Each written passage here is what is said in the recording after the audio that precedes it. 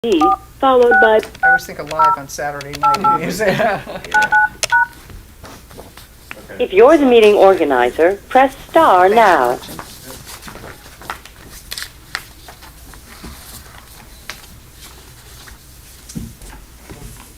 You're now joining the meeting.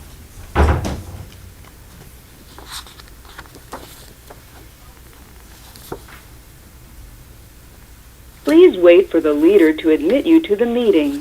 Thank you for your patience. You are now joining the meeting. Good morning, West Haven's here.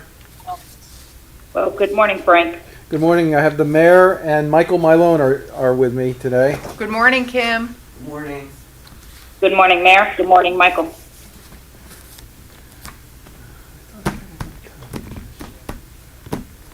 We're going to give it another minute or so.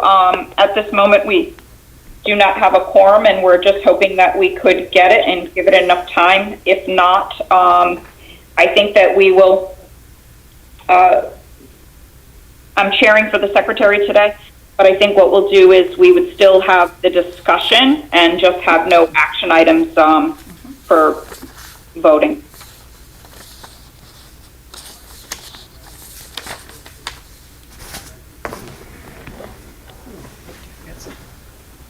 I thought I wrote some extra copies. I must have left it on my desk. What do you need? Here, I have a whole other set of the agenda. No, it was the. Oh, I'm sorry. It was an extra page that I printed out and sent this morning over. Oh, okay.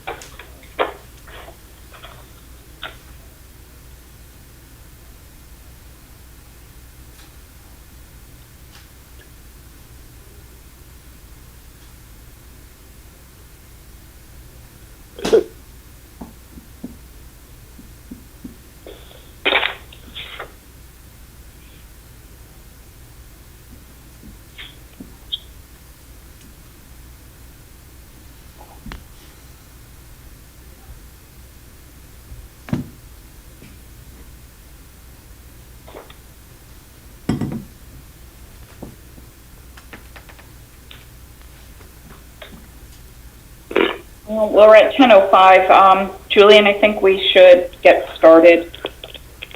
How do you feel? I think we should. If Mr. Egan joins in, we can circle back and do the minutes, but I'll go ahead and start the recording now. Thank you so much.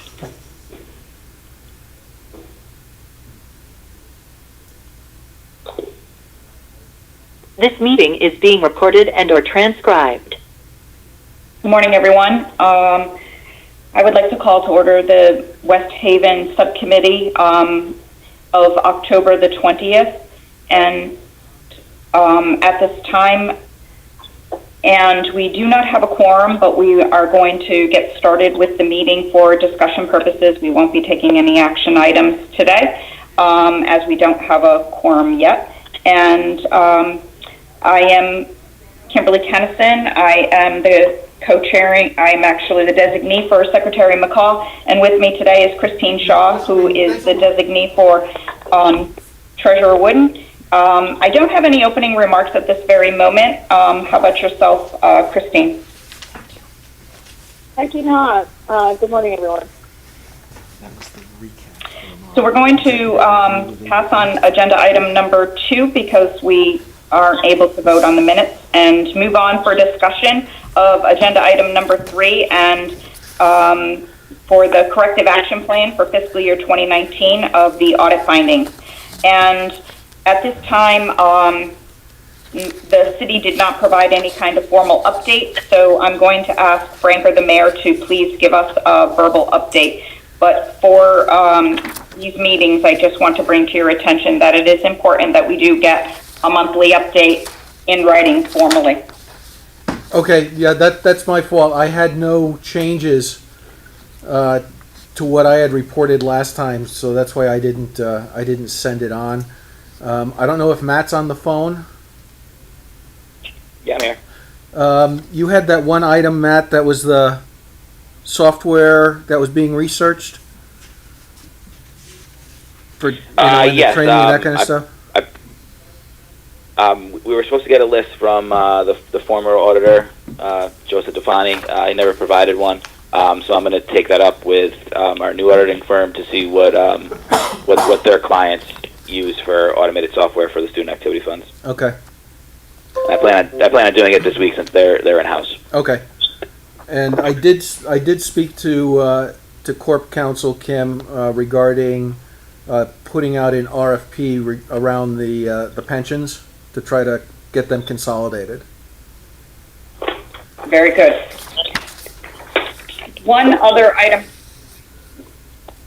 So I understand, so the open items are from prior month were the bidding documentation, and I'm assuming that where are you at with the new purchasing person? Because I know you can't devote any time in that until actually the purchasing person would be hired. Yeah, so the purchasing position, we have a person that will be doing that. He is currently in the payroll department, and so we're not going to let him leave until ADP's up and running. Okay.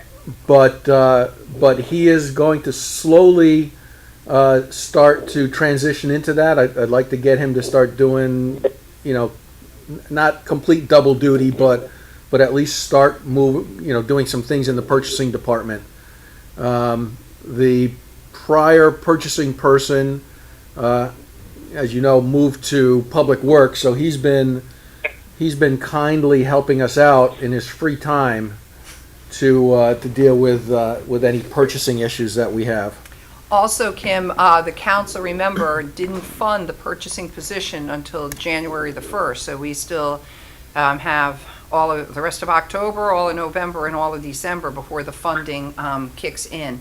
So that's why we kind of have our hands. So, Mayor, we do understand that was there, but the MARB came forward and asked that this be reconsidered because of the audit findings, the auditing, and I would like this to be fast-tracked so that, and I think that the entire MARB would agree with me, finance is an area of criticalness, and we need to have these positions filled.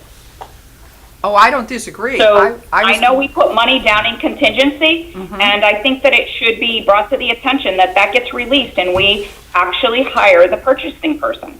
Oh, so that Kim, this way Frank can pay attention and get this ADP project up and going, as well as address the audit findings. You need to have a solid financial office.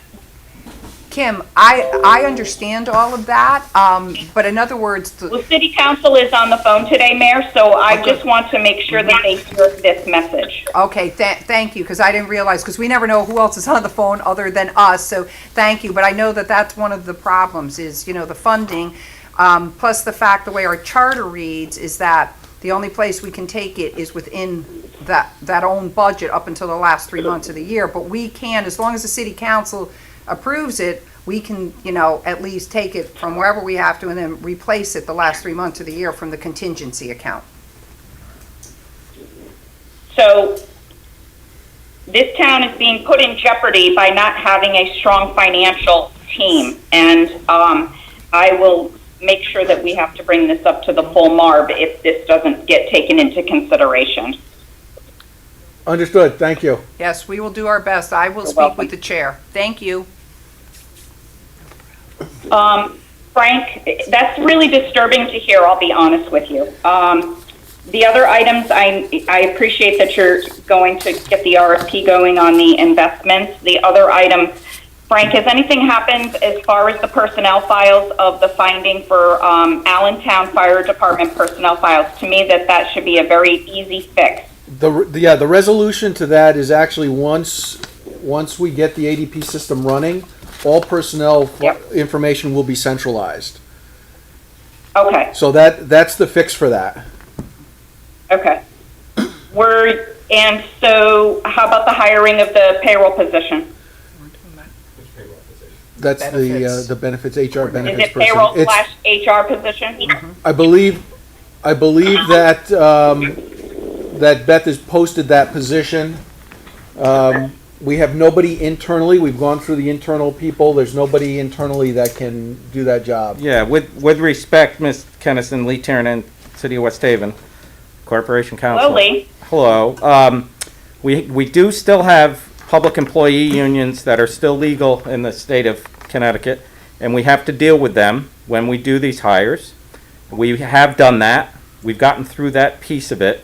The position's been posted both within the union and outside simultaneously because it is our anticipation, based on the way the job description is written, that we will not have an internal candidate any longer. But that had to be Okay. resolved with the union in advance so that it's properly choreographed so that things do go smoothly. We would anticipate filling that position within the next 2 to 3 weeks. So, Frank, do we have a pool of, or Lee, do we have a pool of candidates from external, or that has not happened yet? No, we had to resolve the union issue first, otherwise Okay. we would have been at an impasse. We would have had an external candidate we couldn't have hired. Okay, understand. So that was resolved last week. That's why I say Beth is posting that externally. If it hasn't already been done, it would probably be done. I think it's already been done, but it's certainly done as of today. I think it was done last week, to be honest with you. Very good.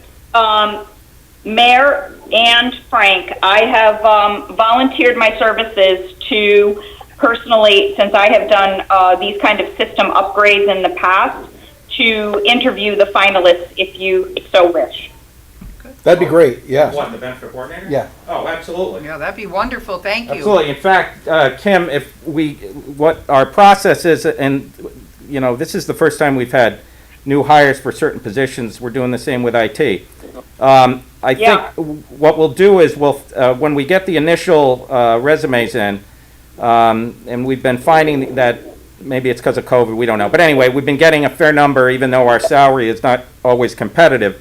Once we whittle that, which we'll do quickly, 24, 48 hours, I'll send you the 6 to 8 candidates that we sort of will interview.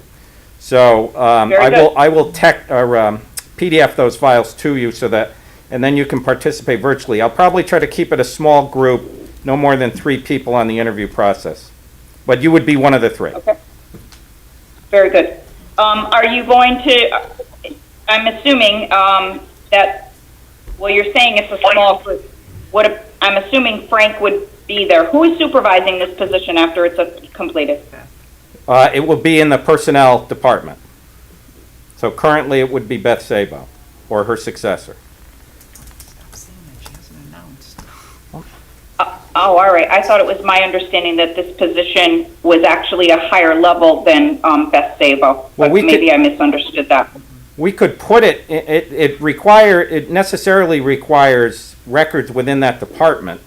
We could put it in Frank's purview, but it drifts, when we wrote the job description, it drifts too much, not only into personnel, where we would want Beth's oversight, but it's also going to require, because we're trying to do efficiencies with the Board of Ed, so it's also going to require interface with the Board of Ed as well. I agree. So I wasn't sure. I was assuming that somebody on the Board of Ed would also be participating. Well, once we do that, again, there are certain union aspects to this, but once we get the benefit coordinator in place, then we're going to work out what duties are in Board of Ed, but they'll be combined duties, hopefully, so that we finally start to get efficiencies. But we'll work that out once we have the person in place. But yes, technically they will, look, we're looking for a person who works independently, frankly, but yes, they'll technically be supervised in personnel.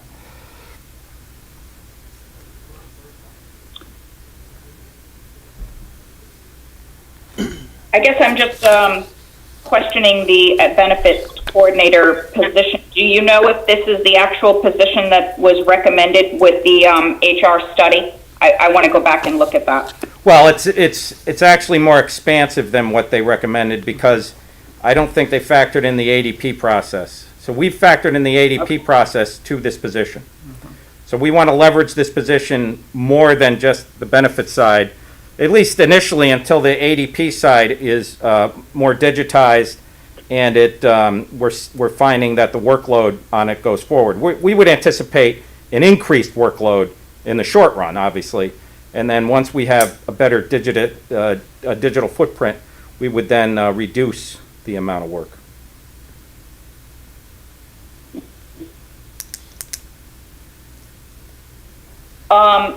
So does HR report to legal, or does it, who does HR report to? Beth Sabo would report to the mayor. Ultimately, it's a mayoral appointed position.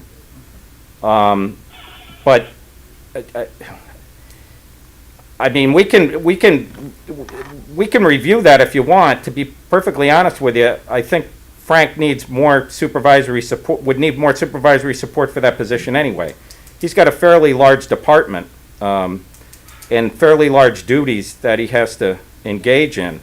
So to ask that he also supervise a new position that has to coordinate with the personnel office on getting records, I don't know if that's the best. I mean, you know, I guess we could hire yet another person to supervise the person, but you know, in the short run, we thought that, and again, with Frank's, I mean, Frank was consulted, Frank was participating in writing the job description. We went through this back and forth. We think it's the best use of our current human resources. So my reason for questioning you is, as a prior CFO, I supervised payroll as well as HR, and my executive or the president did not supervise that. So that's why my reason for questioning this, as well as knowing that you know, the HR consultant came forward with a lot of I would probably call it you know, HR 101 that is incomplete. Well, I guess, yeah, I guess. So those are some of my personal, you know, my personal and professional areas of worry. Well, I don't know if you've, I believe every area of the human resource report has been addressed. Yes. We should probably get you that summary, which Ms. Sabo has completed. And that might give you a little better level of comfort. That's probably the missing piece here, and that's on us. We should have forwarded that up to you. Ms. Sabo completed it, has given it to us, but we didn't think to forward it up to you. So we will do that this week. Okay, very good. Kim, this is Michael. I don't mean to. Yes, Michael. I just want to make sure that the roles are clear here so that we don't duplicate effort. One of the charges that you tasked me with was to have a report to you guys by November 15th on the status of the Human Resources Action Plan. Should I let this proceed, or should I work with them and incorporate this into what you were expecting from me on November 15th, or let them go down two parallel And lines? with respect, before you answer, Ms. Kennison-Lee Tarrant again, I would love to leverage this resource, so if he wants to quarterback getting that report to you, that would be better for all of us here. I didn't say I wanted to, just felt I had an Yes, I do. obligation under my contract. Yes, yes, Michael, I do want you to continue to do this. Okay. And working with West Haven. Yeah, okay, good, because I had set up some time with Lee, some time with Beth, some time with Neil, so that I could get a piece of all of this from them and then sit down with all of them and put it all together. Very good. Yeah, okay.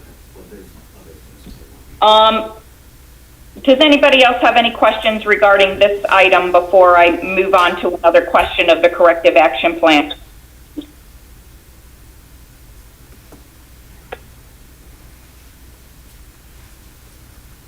Okay. Frank, looking for an update on the capital assets. Do you plan to roll those into the financials properly this year for the audit? Yeah, as far as I know, yes. I know Bob has requested lists of any changes to capital from every department, and I believe he has received that information, but I can follow up Okay. for you. Yep, please do, because Okay. we want to make sure that this item gets closed for it's really about Allentown. Allentown, correct. Correct, and I Okay. believe they've sent him the information. I think the concern last time was that even though items were being added, the auditors weren't seeing anything coming off. Such as if they replace, they should be replacing their SCBA, the breathing apparatus, on a regular basis. So if blocks of that come off, even though they'd be replaced, they would still theoretically show the removal of the old items and the addition of the new items. Okay. Very good.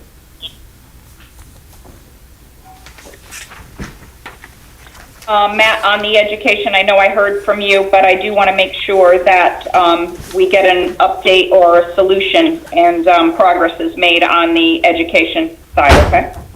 Yes, absolutely.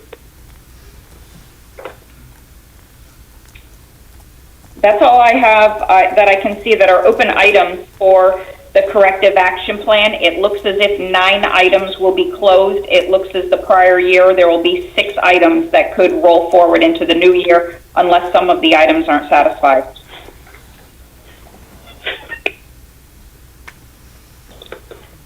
Moving on to agenda item number 4.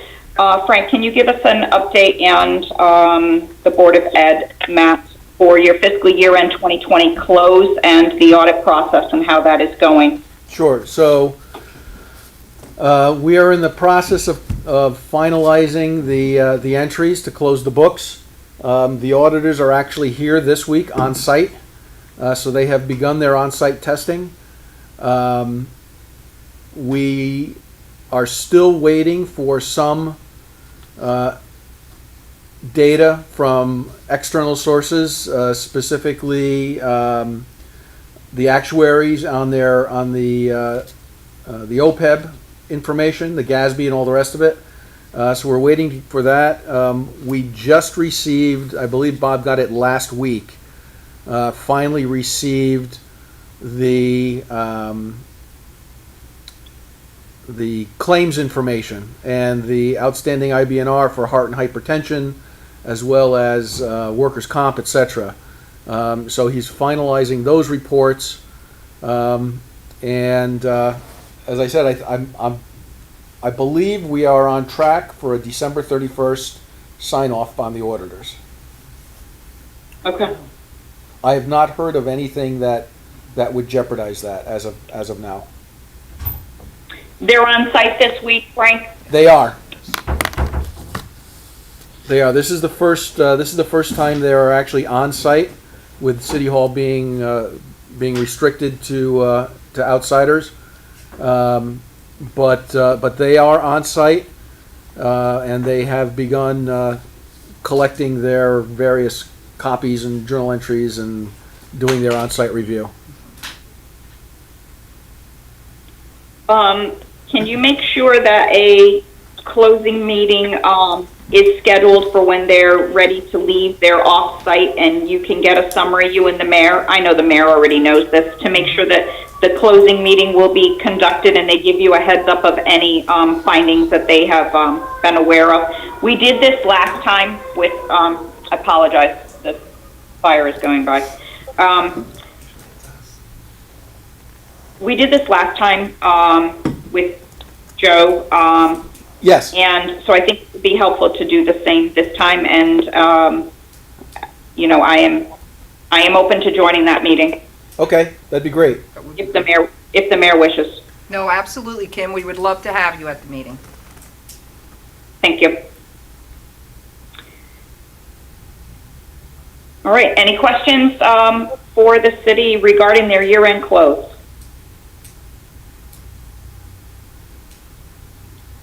Okay, let's move on to the HR Corrective Action Plan. We don't have a formal update. I'm assuming that not a lot has happened in this area, but I might be wrong now that Michael is back on board and, boots on the ground. I don't know if you have any update on this, Mayor or Frank or Lee. Yeah. Lee's coming over. It's a steps in. I don't know if it's I know it's at least 90% complete. Last I checked with Beth, it's probably 100 as we speak. But I will circle back and include Michael so that we can get you that report quickly. I'm pretty sure Okay. it's done. All the corrective action is done. Well, no, I take that back.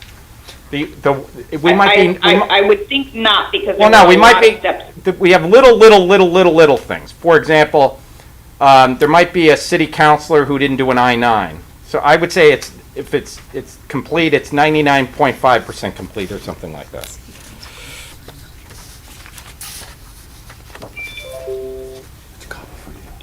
Okay.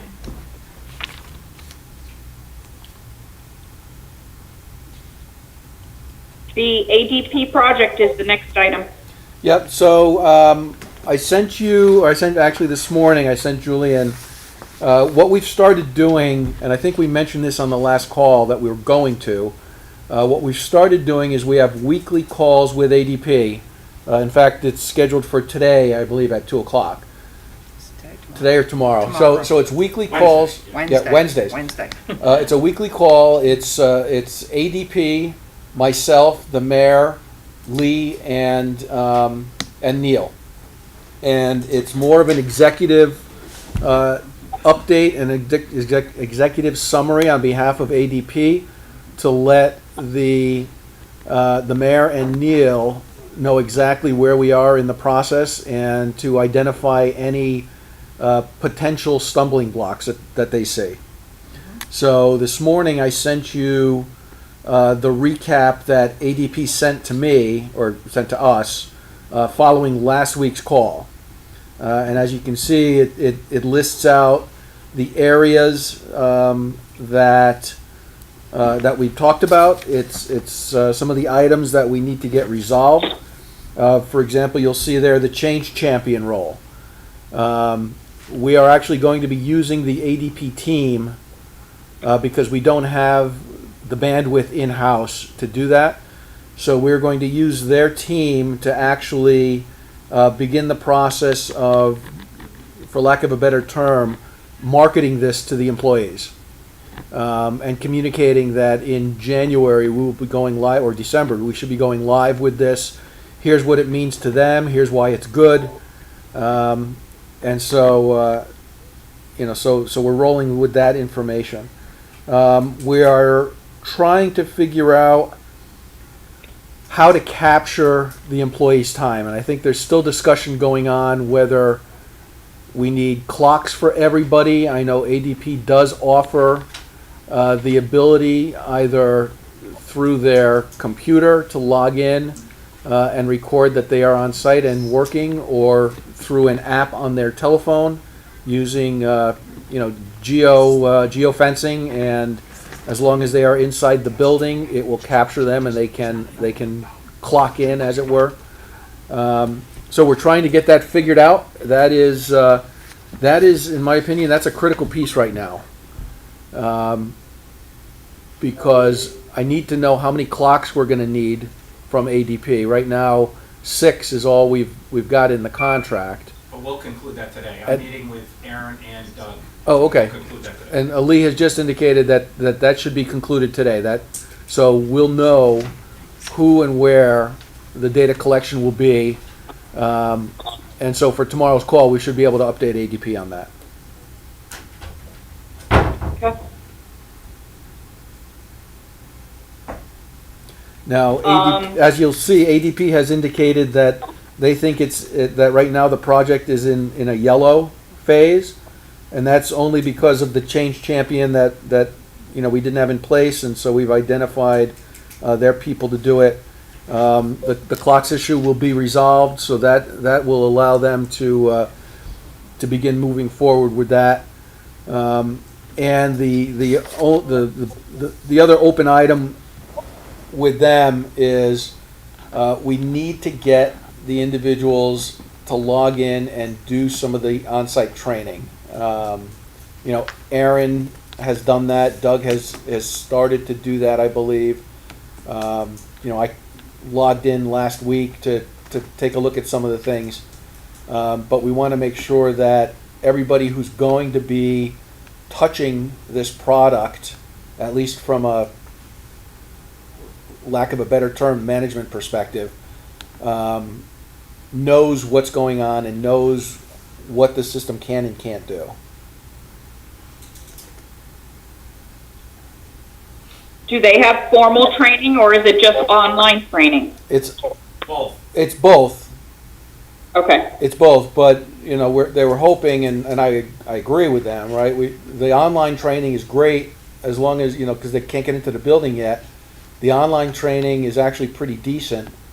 Plus, it allows for refresher courses as well. Mm-hmm.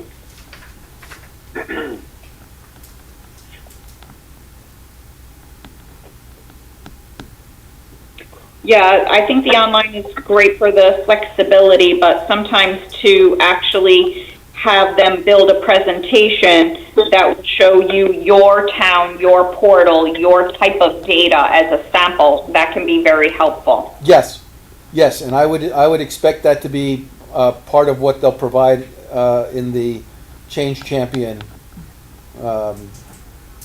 offering. Julian, we didn't share this document yet with the people on the call today, right? With everybody? No, I wasn't sure Okay. how it related to the Yeah. status update we got last time. Yeah, I agree with you. Yeah, we were not provided the same grid that they gave us last time. I did Okay. not get an updated grid from ADP, so that's why I had nothing to provide. What about the benefit area? Number 2 on your note. Benefits expertise. Matt specifically on the Board of Ed side. Yeah, I think this should access to dependent election data loaded into Workforce Now. Okay. Yeah, so I think Beth and her team will provide that expertise as far as the benefits go.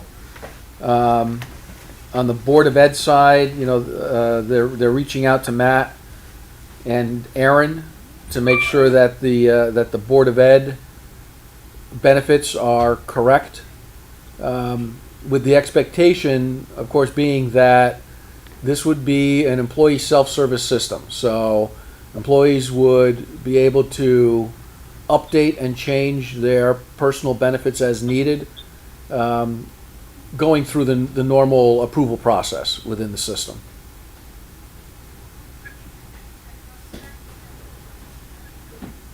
Okay. Kim, it's Matt. I had a call with ADP yesterday.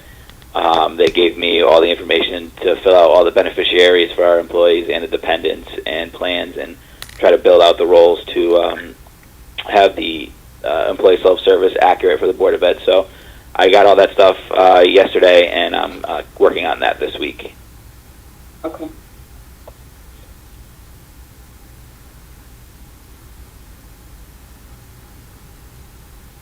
Very good.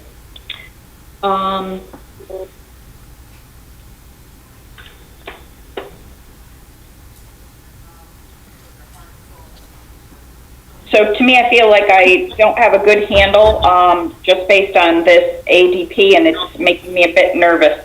This is an enormous project, and it is also crucial for the success of the payroll and the HR part of it. So I am hoping that, Frank, I just feel a little, short-sighted and mayor, that I think that we need to make sure that we have a really good understanding of where we're at with the project, especially when we say that we're in the yellow zone and may not be able to get the paychecks completed as of the beginning of the year as planned. It's probably because you need the position filled is going to be my guess. I think that you need that on this project. I agree. I think that's exactly why it is that the position hasn't been filled yet. We're kind of leveraging people part-time to try to try to do it, And you're in the middle of audit. and I'm in the middle of audit, yes. But, you know, finance usually just sits around with their feet up anyway, so. We haven't officially moved the takeoff date, so we're still, the target I is still the understand. target. No, what I'm trying to allude to is the fact that if you had those experts in hand already going into the project, then it would be, you need the extra set of hands and the expertise to take on this enormous project. So I think that you're hurting yourself if we don't get that position filled ASAP.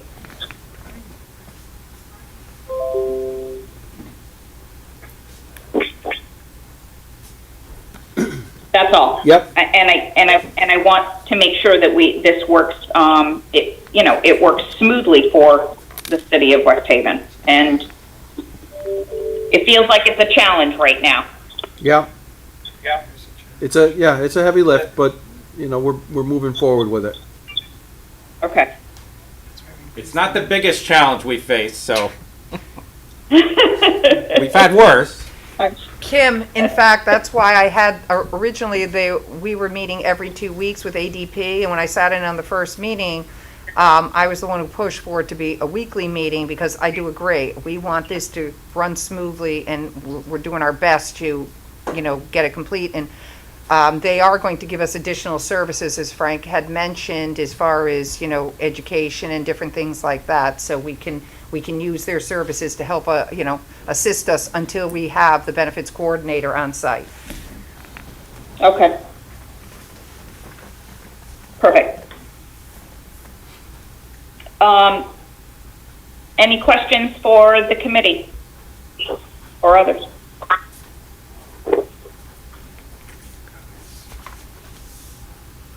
Quiet meeting tonight. Yeah.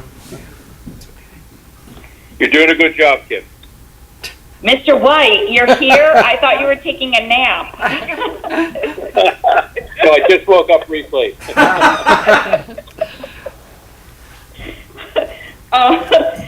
So let's move on to the next agenda item, and this definitely might, get Mr. White awake here and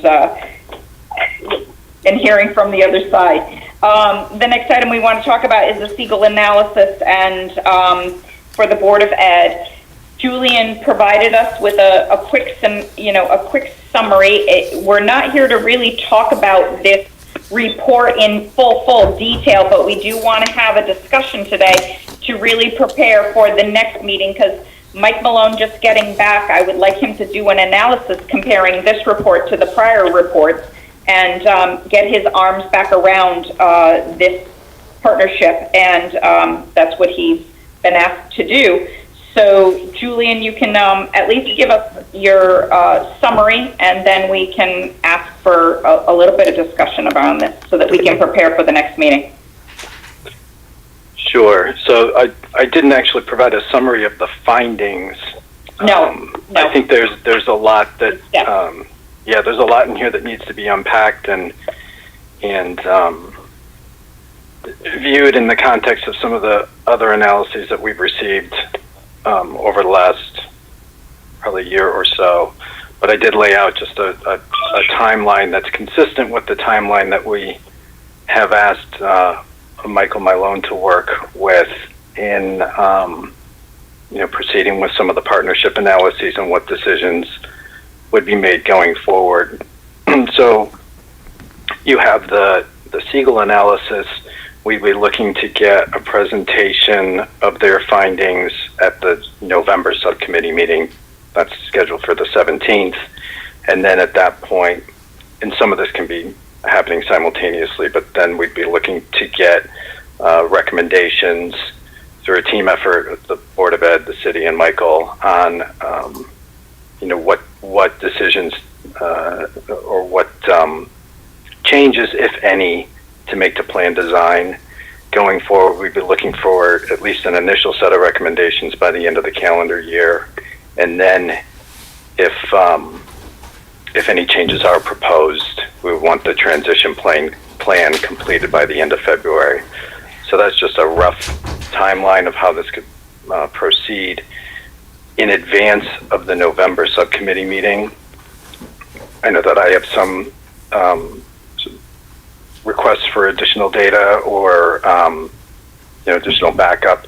If any of the subcommittee members have any questions that they would like specifically addressed at the November subcommittee meeting, if you can get those questions to me, and then I can channel them to Michael and Siegel and the Board of Ed and make sure that they're addressed in the presentation in November.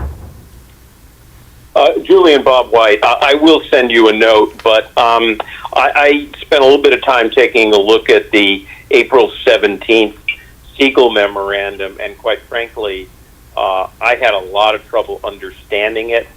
So whatever is presented to the subcommittee next month, I would really appreciate it if it led off with the bottom line. We think that transition to the partnership is a good idea. We think it's a bad idea because, I mean, they just got, here's my projections, and I think that my projection is a little different from theirs because we considered this, that, and the other thing. I mean, that really isn't helpful. I mean, there may be people that understand this a whole lot, and I know there's people that understand this a whole lot better than I do, but I just would like a recommendation. Understood. Okay, right. Clarity in the findings and the recommendation will definitely be part of the deliverable. Correct, because we've been going around and around and around about, and Michael is trying to help us with this, on the different assumptions, and they're doing it this way and that way, and enough already. Okay. Matt, I would please ask you, we will make sure that we give a reminder out to the superintendent, but please make him aware that it would be important for him to be at the next subcommittee because we're going to be probably asking for a presentation from the Board of Ed to come, either from Siegel. Michael Malone will definitely be doing an overview of both, so you'll have a coordination, but he can, the superintendent can decide who will be doing the presentation and the recommendations. Sure. And Kim, this is Michael. So we will need him present. Kim, this is Michael. I knew this was a priority for the next meeting, so I am meeting with Neil Cavallero on Thursday morning. And this was one of the major things I just wanted to talk to him about so that I can get involved with him in a way that avoids the possibility of working at cross purposes. And I also want to talk to Terry DeMatti. I have talked to Lockton and to Seth, and he's getting some additional information because some of the rates just didn't make sense to me. I didn't understand them, so there needs to be some obviously more information for everybody before anybody can feel comfortable and feel as though they can make some kind of a recommendation. Because I think Bob White's points are very, very much accurate and certainly of concern because there's a lot of fog in this stuff. And I don't mean that in the wrong way. It's just that depending upon who we're working with determines how the analysis gets done, and then you have to try to reconcile, two different approaches, and I think therein lies the reason why Neil was uncomfortable in the first place when he was looking to make the transition because of that very problem of trying to reconcile two consultants' varying analyses of this stuff. So hopefully we're at a point where I think we can all pull it together. Yeah, Michael, again, you make a decision because you've been the clearest of the bunch, and if it makes sense for I know this is often not a good idea, but for the two consultants to be in the room with you and the superintendent and to just kind of figure out where the differences are, and sometimes there's a difference in assumption that can be a business decision as to which assumption you go with, but it's not clear to me at this point. So, good. Yeah, that's a good idea. If I may ask, this is Christine. Cage match. Go ahead, Christine. Oh, Christine Shaw here. So I have a process question. I mean, if we're dealing with a battle of the consultants, shouldn't we get a recommendation not from Google or other consultants, but from the superintendent and the city? I mean, I feel like they're closer to the issues in terms of the implications of the differences in their approach and methodology. I just don't know if I think it's appropriate for the consultant to be making recommendations directly to MARB. Understood. And so the consultant was hired by the superintendent, and that's why the superintendent needs to be there of his choice of who will be doing the presentation so that we can come up with a conclusion of the recommendation. Christine, to the extent that I suggested that it be the consultant's recommendation, you're absolutely correct. It's got to be the superintendent's recommendation. But to the extent he is relying on a consultant's report, I'd like to see the consultant's report geared toward advising the superintendent as to which course he should take. But no, I do agree it should be the superintendent's recommendation.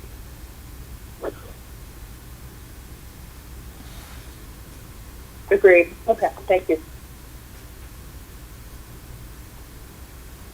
Any other discussion about Siegel report or the partnership and the avenue that we're going to take?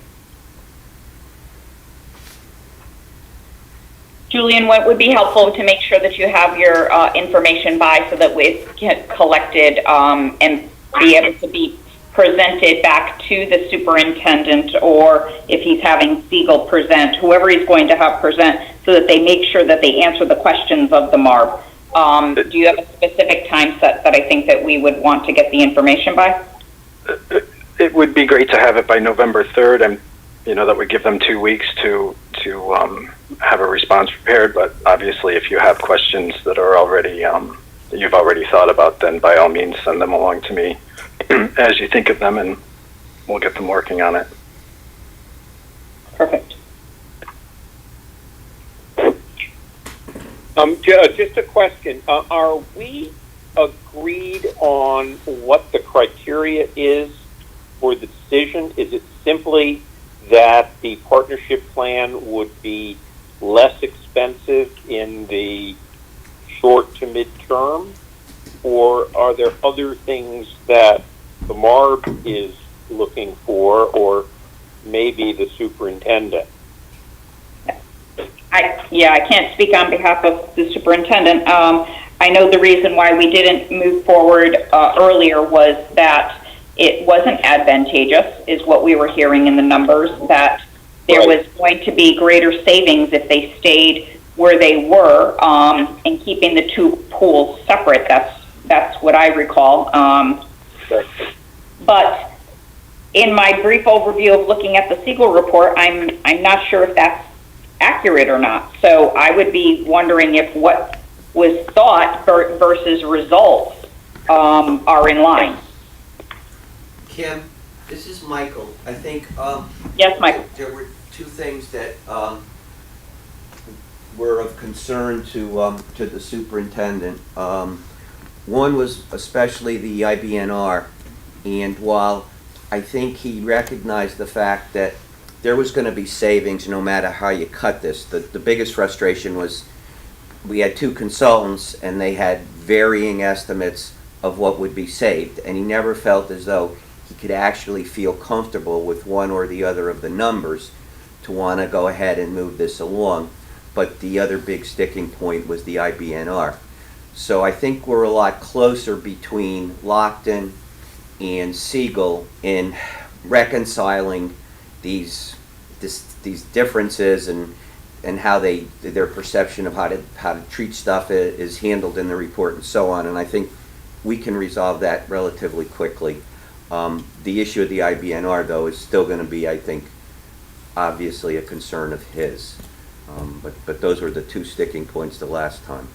And also, he had just moved I think, the teachers to the HSA recently, and they were saving a significant amount of money, and he just didn't feel that it was the likely time to then make another change as well.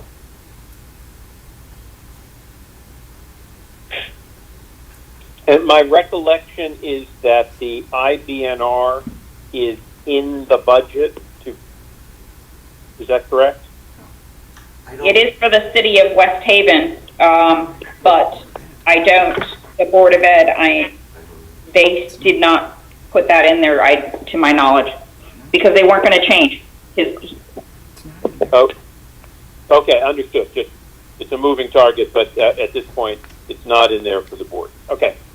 No, and I'm thinking that if the report comes forward that you would have savings with making the change, why wouldn't the savings that you make for making the plan change actually go towards paying down the IBNR?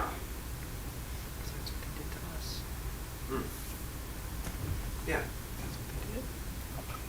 Okay, Yep. that should be included in whatever's coming in November. Good.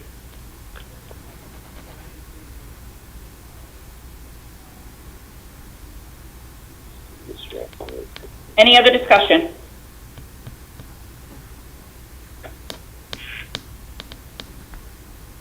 If not, then I would, no motion because we do not have a quorum. This is a meeting of discussion. Then I would suggest that we adjourn for today. Thank you, everyone. Thank you. Thanks, everybody. Thank you. Take care. Bye. Thank you. Don't speak. I just want everybody to stay for a minute, but I want everything shut off. Okay, here comes March. So. Just gonna make a copy of this. What's that? Oh, it's my work Oh. thing.